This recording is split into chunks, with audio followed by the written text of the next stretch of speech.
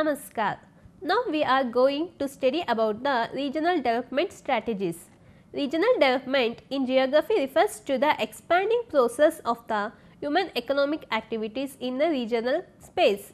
Competition among cities for mobile capital in the 21st century has intensified. Urban hierarchy of a region is undergoing transformation where economic fortunes vary markedly among different localities. Regional development is the provision of aid and other assistance to regions which are less economically developed. Regional development may be domestic or international in nature. The implications and scope of regional development may therefore vary in accordance with the definition of a region and how the region and its boundaries are perceived internally and externally.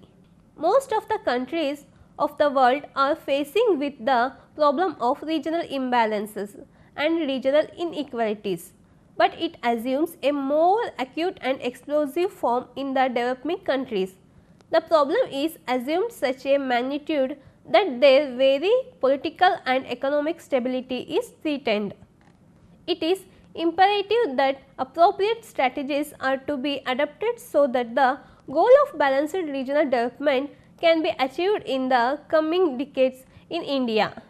Development is a multidimensional process.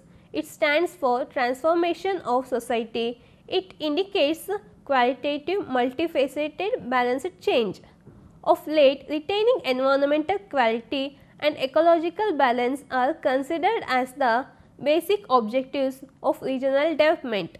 The strategies include a spatial strategy, organization and management, and an institutional framework with financial resources, legislative competence and administrative authority on the lines of the Model Town and Country Planning Act in 1960.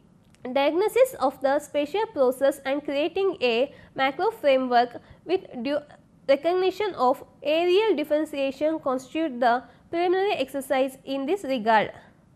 Hence, in this episode, the following aspects are going to be seen: strategy for agricultural development, strategy for increasing food production, strategy for industrial development, strategy for human resources development, strategy for rural development and strategy for urban development.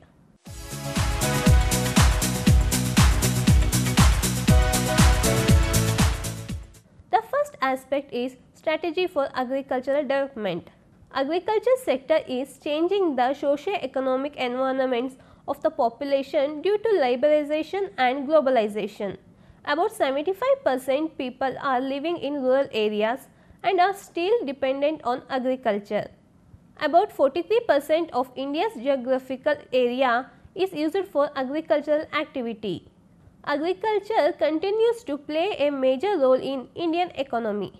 That the post-independence period marks a turning point in the history of Indian agriculture is clear from the fact that compared with a rate of growth of less than 0.5% annum during 1904 to 1945, the agriculture sector recorded an annual growth rate of 2.7% during 1949 to 1984.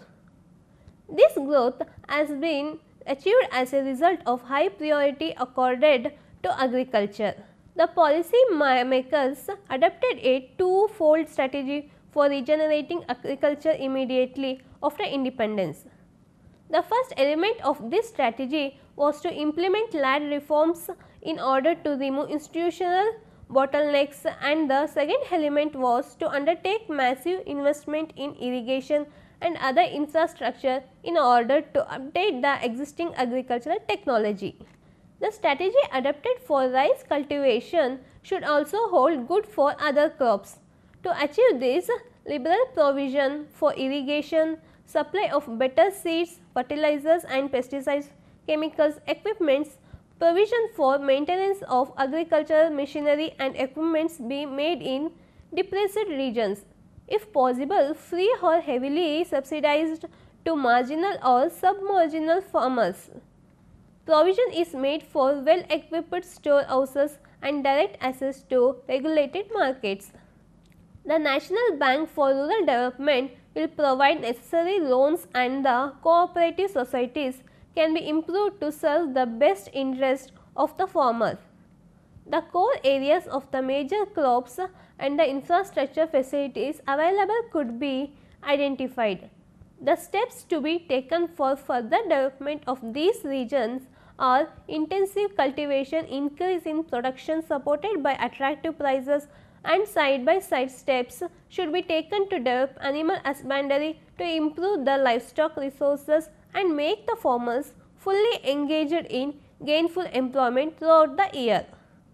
For instance, gobar gas can be profitably exploited by pooling the cow dung and such other waste materials to develop farmyard manure in a very efficient manner, and this could be tried through the village panchayats. Model farms can be started with the help of the rural unemployment youth at the panchayat level, as also in urban areas to grow flowers and vegetables in municipal sewage farms. Programs can be scheduled in a better way to involve the youth in rural development programs on a large scale during the weekends and holidays.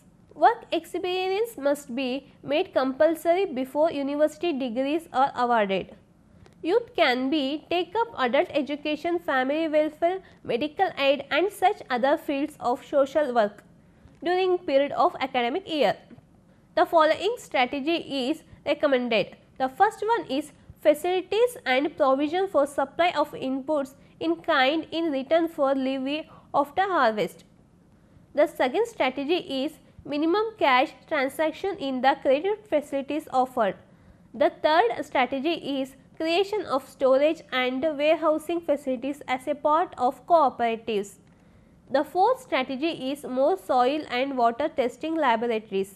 The fifth strategy is one major soil and water testing laboratories in each village of 1000 families.